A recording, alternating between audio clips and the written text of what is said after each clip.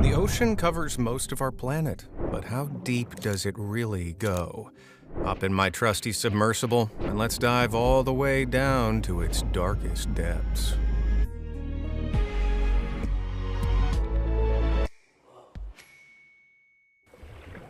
We begin our journey above the waves, at sea level.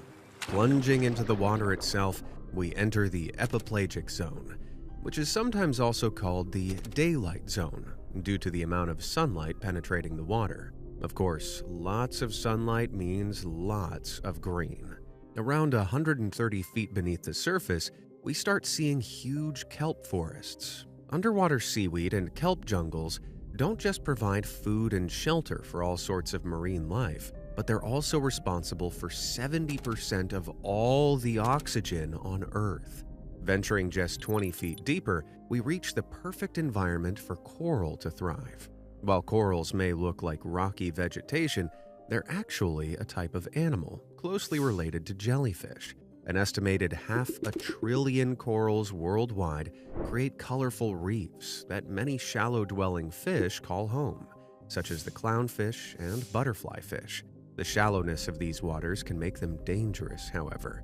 Diving predators like birds, seals, and even polar bears can reach here, so many fish only swim here to feed before venturing into deeper waters. Fish like tuna, herring, and mackerel tend to spend a lot of time in the epipelagic. Coincidentally, these are all fish we tend to eat. At around 200 feet down, we meet the king crab. These little pinchers live at the perfect depth to be scooped up not only by humans, but also halibut, octopuses, and even sea otters. Sorry guys, try being less tasty. Sinking to around 260 feet, we may spot the velvet swimming crab, unusual little crustaceans that flap their appendages in order to swim underwater. Despite this extra mobility, these little guys stick within a few hundred feet of their homes. 300 feet below the surface lies the wreckage of the HMS Britannic. This was the Titanic's sister ship, which sank 4 miles off the coast of the Isle of Key in 1916, just 3 years after the Titanic. Yes, sinking runs in the family. Of the two, the Britannic is by far the better preserved wreck, with the 53,200-ton ship lasting over 100 years. It's also shallow enough to visit if you scuba. In fact, many shipwrecks never make it past the epipelagic zone, often getting caught on rocks or resting on shallow seabeds. At 450 feet down below, we reach the average depth of a sea lion dive, though they can plummet as low as 900 feet down. Still, this average dive is about as deep as the Great Pyramids are tall. A little over 500 feet down, we reach the favored depth of the iconic green sea turtle. These majestic creatures call the lower levels of the epipelagic zone their home. Though, like many sea creatures, they can dive much deeper if they feel like it. If they do, they may pass the unusual oarfish, which lives around 600 feet down. These legendary silvery fish have long, flat, snake-like bodies. As you can see, they reach impressive lengths, the longest on record being 36 feet from head to tail. Like many large ocean creatures, however, they live off krill and plankton, and dwell at depths as deep as the Space Needle is tall. And if you're enjoying our dive so far, why not consider taking back a souvenir? Now don't worry, it won't be wet. Introducing the Be Amazed Deep Sea Poster. This gorgeous piece is 22 by 34 inches and looks great hanging on any wall. This beautifully illustrated poster depicts our journey into the deep blue sea, along with the different landmarks and creatures along the way. Man, everything's on here. There's a fishing polar bear, a cruising colossal squid, an eerie ghost shark, sunken shipwrecks, and more. It even lets you know what depths everything can be found at, along with the different ocean zones. Head on over to the official Be Amazed store to pick up your poster today. The link is in the description, or you can scan the QR code currently on the screen. Now, where were we? We're going to travel to much greater fathoms, however, as we move into the mesopelagic zone, also known as the Twilight Zone. This area of ocean extends from 650 to 3,300 feet below sea level, and earned its nickname due to the fact that it slowly transitions from bright to dim waters, becoming dramatically darker the deeper we plunge. The mesopelagic is also the liveliest area of the ocean. Nearly 90% of marine life, measured by weight at least, call this home. And of course, one of its first denizens we're going to meet is the great white shark. These apex predators usually lurk around 650 feet below the surface, can swim up to 25 miles per hour, and can smell a bleeding creature from 3 miles away. If they want to, they can migrate as deep as 3,900 feet below the surface. You know, just in case you thought it was safer to go deeper for some reason. At 831 feet, we pass the deepest point a human free diver has reached. This record, set by Herbert Nitsch, was achieved without any oxygen tanks, and so required the use of a ground-breaking torpedo apparatus to quickly deliver him to that depth. This gave him enough time to make it back to the surface, still holding his breath, while battling against 25 atmospheres of pressure. At this depth, the pressure practically affects any cavities in the body, such as lungs, eardrums, and sinuses. 980 feet down, we reach the maximum dive of the common dolphin, though, as we'll discover, other cetaceans can dive much, much lower. At 1,089 feet beneath the surface, which is deeper than the Eiffel Tower is tall, we arrive at the deepest point a human has reached while diving. This was accomplished in 2014 by Ahmed Gabr, who managed this with the help of a team of support divers, resupplying him with oxygen every few hundred feet. This was because Gabr could not reliably carry the multiple oxygen tanks necessary for the round trip. Another human milestone was reached at 1,300 feet, the depth of the very first bathysphere plunge.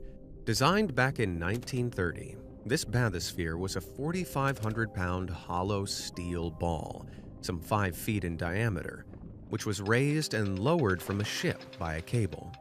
It was designed by zoologist William Bede and engineer Otis Barton, and while cramped and difficult to operate, the two men journeyed deeper than any humans had ever traveled before. 1,453 feet down, we're at a depth equal to the height of the Empire State Building. As we move deeper into the ocean, light energy is scattered and absorbed by water molecules, meaning it gets darker the deeper you descend. Creatures past here tend to develop larger and larger eyes, like the big-eye tuna. These eyes are designed to soak up as much of the sparse light as possible in the murky depths.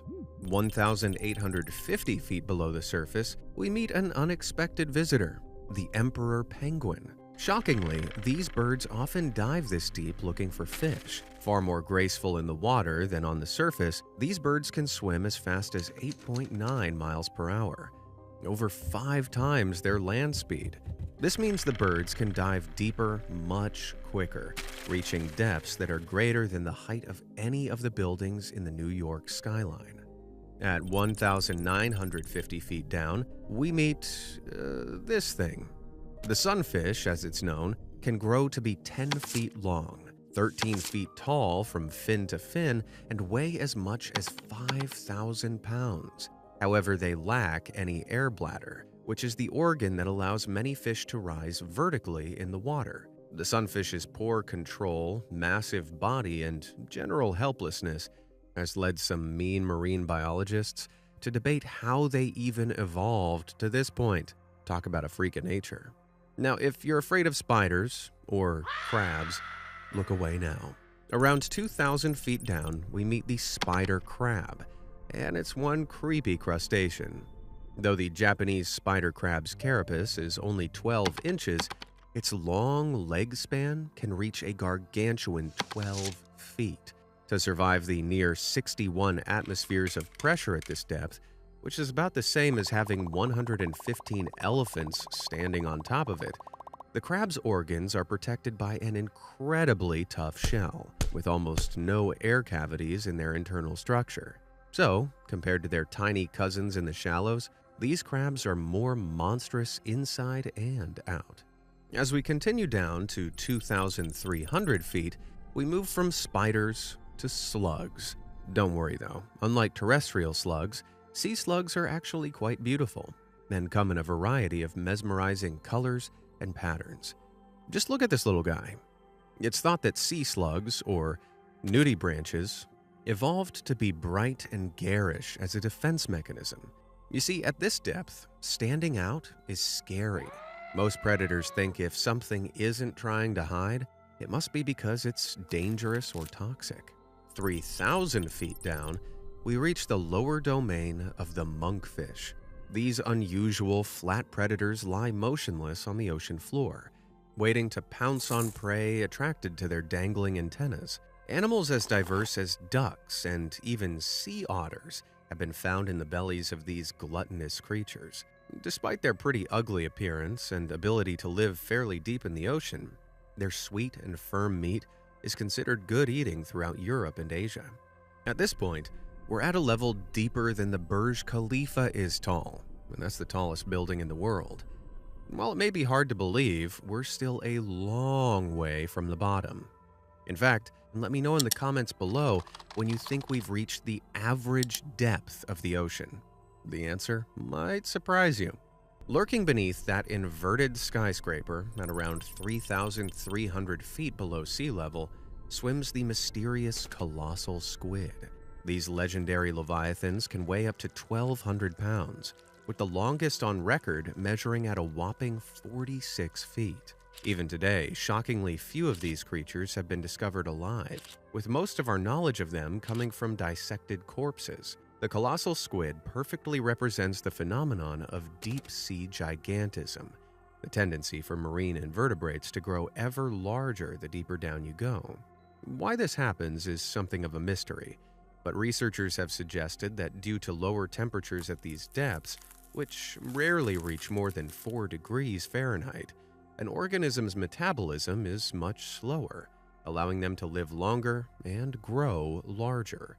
The Humboldt squid, which lives 1,000 feet higher than the colossal, measures in a little under 5 feet long, while common squid closer to the surface are often less than a foot long. With that, we reach the eerie bathypelagic zone, also known as the midnight zone. Almost no sunlight reaches these depths, which spans from 3,300 to around 13,000 feet beneath the surface. To survive in the pitch black, many creatures in these depths are bioluminescent, meaning they produce their own light sources organically, such as the nightmarish deep-sea anglerfish. Found at some 3,450 feet beneath the surface, these terrifyingly toothy fish use the bioluminescent lures atop their heads to attract unsuspecting prey. Once the smaller fish get close enough, they're ripped to shreds by those awful mouths. They also exhibit some of the strangest breeding habits in the animal kingdom. You see, while females can grow up to 5 feet long, males are usually about the size of houseflies. In order to mate, the males bite and latch onto the females, then slowly dissolve into them, fertilizing their eggs in the process. Dang. Really sets the tone for how much gnarlier things are in the deep, doesn't it? 3,800 feet and about 115 atmospheres beneath the waves, we encounter the one and only meme king, the blobfish. More accurately called the Cycrolutes marsidius. You probably know the blobfish from this very unfortunate image, which makes it look like the most pathetic creature on Earth. However, to defend the poor blob, you should know that this image was taken after it was brought to the surface.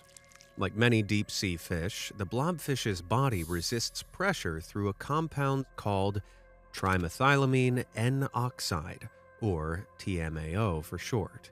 This chemical forms strong bonds with water molecules, allowing skin and organs to resist pressure. The blobfish is designed to thrive in waters exerting over 100 atmospheres of pressure. Like the sunfish, the blobfish doesn't have an air bladder, so it really isn't meant to live very high up, as its soft body simply deflates above water. Here's a close relative, the sculpin, healthy and happy in its natural habitat.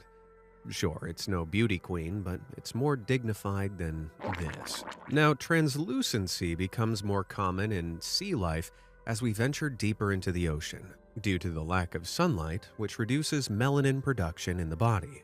Melanin is one of the compounds used by both fish and mammals alike to produce pigmentation in their skin. Translucency is also a useful adaptation, however, when avoiding predators. An interesting exception to this is creatures with red coloration. This occurs because red is the first color to leave the visible spectrum at these depths, meaning down here, a totally red creature is almost as good as an invisible one. A great example of this is the big red jellyfish, which lives approximately 4,800 feet down. This bulbous blob can grow to over 3 feet in diameter, but for all its size, its red color makes it difficult for predators to spot in these murky depths. 5,200 feet down, however, the opposite is true. Here swims the charming glass squid, whose body is almost completely see-through. The skin of the glass squid, along with most cephalopods, is covered in tiny pigmentation sacs called chromatophores. By keeping these sacs closed, the little squid becomes ghostly and translucent. They even produce very faint light around certain areas of their body, like the eyes, to mask shadows.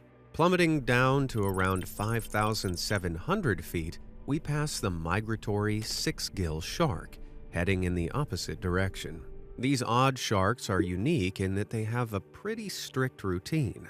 During the daytime, they can be found in the bathypelagic zone. At night, however, they drift upwards to hunt in waters as shallow as 300 feet. It's theorized the sharks do this because they prefer cooler temperatures. So, as the sun goes down and the shallows cool, they migrate there to hunt. When those waters begin to warm up, they sink back down into the depths, where they digest and conserve energy. They're more disciplined than me. Approximately 6,000 feet down, brilliant displays of color still float through the dark.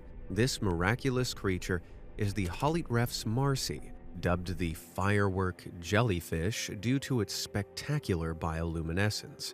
Little is known about this mysterious creature, which stands in stark contrast to jellies found in shallower waters. What we do know is that it's never been seen above 4,000 feet. Still, this enigmatic creature is a cool reminder that even bizarre creatures like jellyfish can become more alien the deeper we go.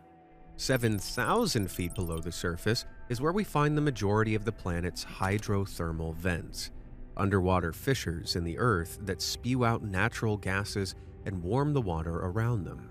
Some hydrothermal vents can get as hot as 700 degrees Fahrenheit, which is extremely dangerous to most marine life. Still, certain bizarre creatures like the Yeti crab aren't afraid of them at all. These unusual crustaceans have bodies covered in a thick layer of fuzz. By hanging out near hydrothermal vents, they're able to farm their own food, eating the bacteria that thrive in warmer waters and cling to their bodies. How, organic. Around 8,000 feet down, we meet a truly unique character, the barrel eye fish. Remarkably, this creature has an opaque body but a translucent head. The bright green eyes in the center of the fish's head can swivel around completely, meaning the fish can peer through its own head when on the lookout for food and predators. Its eyes and brain are protected by a transparent fluid, but as you can imagine, that still makes the freaky fish fairly fragile. Entering a particularly spooky section of the ocean, we meet a trio of creepy deep-sea dwellers. 8,500 feet down swims the ghoulish chimera, also known as the ghost shark. The unnerving creature wasn't discovered until 2002, even though estimates suggest that they've existed for over 360 million years. Despite the moniker, the ghost shark isn't actually a shark. In fact, their teeth aren't even sharp. Instead, they have blunted plates better suited to crushing their meals than shredding them. Personally, I think that makes them even scarier. At 9,000 feet, we encounter the terrifying gulper eel. While they initially appear tiny, these predators silently sneak up on unsuspecting prey in the dark before unhinging their enormous elastic jaws and swallowing them whole. Disturbingly, the eel is able to swallow creatures larger than itself. When it does, the prey is deposited into a second, bulbous protruding jaw, which acts as a kind of horrible cage the creature is stored in until digestion. At 9,500 feet down, we meet the final member of our frightful trio, the awesomely named vampire squid.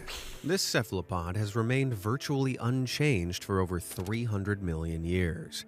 On the tip of each of its deep red tentacles is an organ that produces a pale blue light, making it quite the striking animal. It was recently discovered the vampire squid primarily feeds on something called ocean snow, though it's not quite as whimsical as the name suggests. Ocean snow is the name given to dead organic tissue that drifts from the upper waters down into these depths, meaning the vampire squid likely scavenges on the remains of creatures it has never even seen. 9,800 feet below the surface of the waves, we reach the deepest point most mammals can dive, like the beaked whale. While the beaked whale spends most of its time in pelagic waters, slightly below 1,000 feet, it can launch itself down nearly 2 miles and has been known to remain underwater for as long as 222 minutes. It's believed it can accomplish this through aerobic respiration, which is a way of spending energy that doesn't rely on oxygen. Man, I have access to plenty of oxygen and I can still barely expend energy. At 10,000 feet, we reach the maximum depth of a sperm whale's dive. These beautiful colossi hold their breath for upwards of 45 minutes and swim up to 28 miles per hour.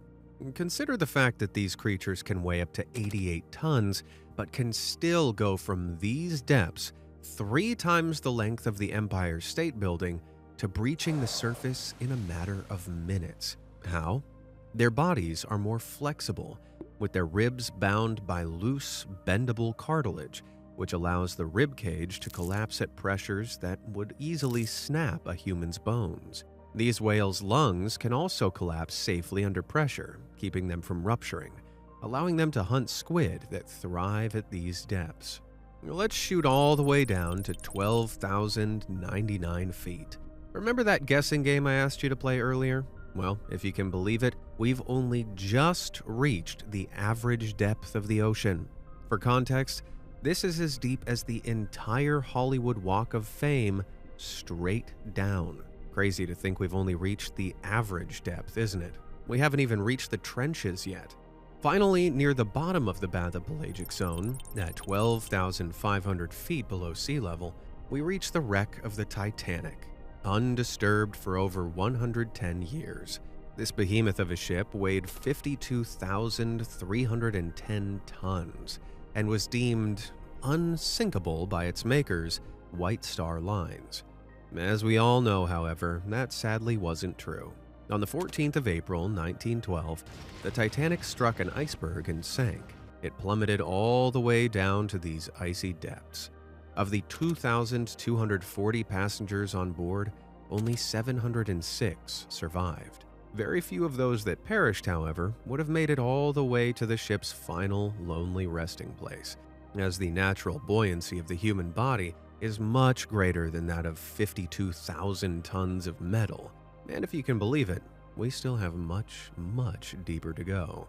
Beyond even the resting Titanic, we sink deeper still, starting at 13,124 feet, almost 3 miles down. We reach the abyssopelagic zone. Imagine the entire Daytona International Speedway laid out straight and heading straight down, and you have an idea of where these waters begin. Journeying through the abyssopelagic, you would not only experience over 400 atmospheres of pressure, but also freezing cold waters and absolutely no light whatsoever. However, despite these near unlivable conditions, life still finds a way.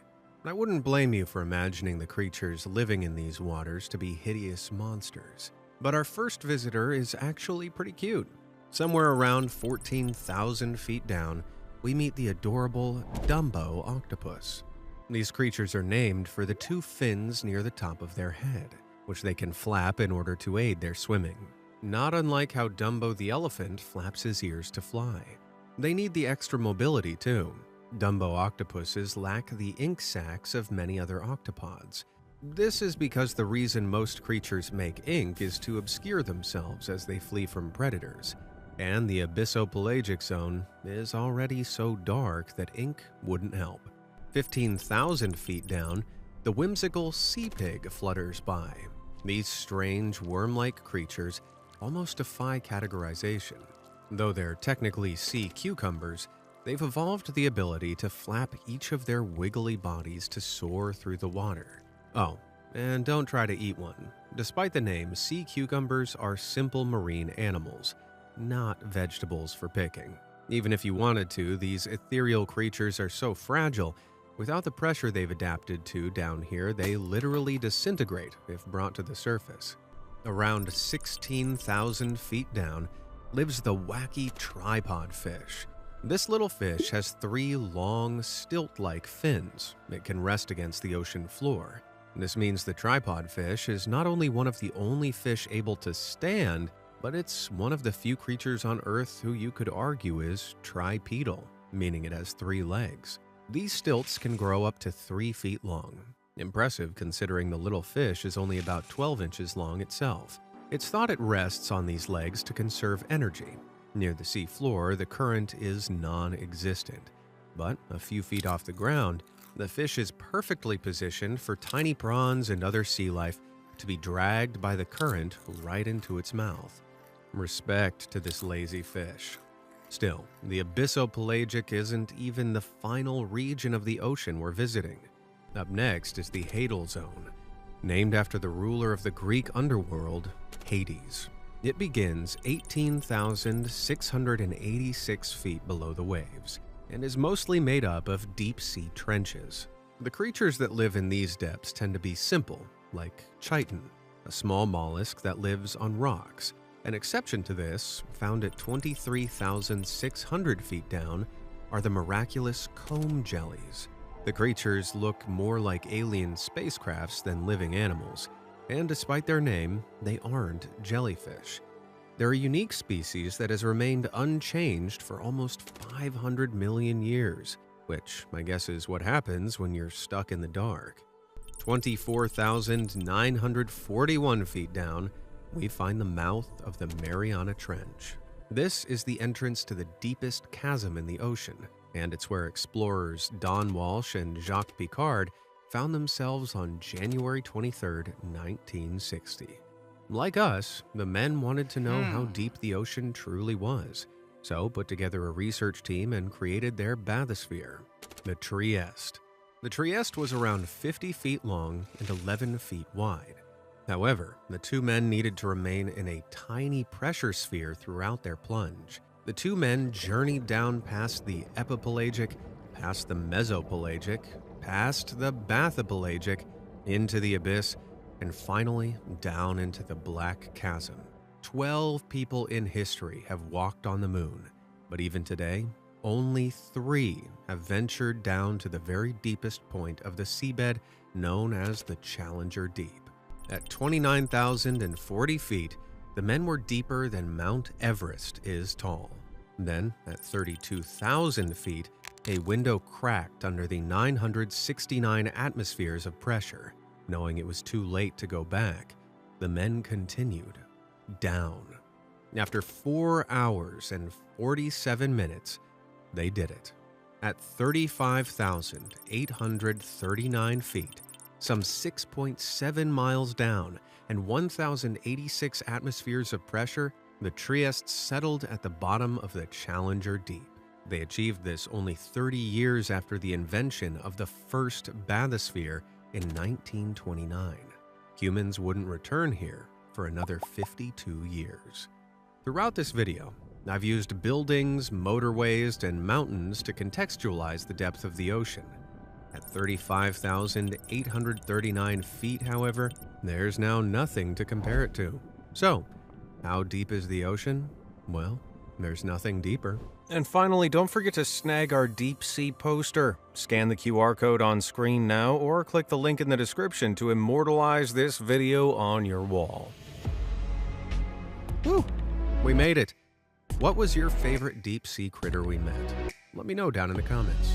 Thanks for watching.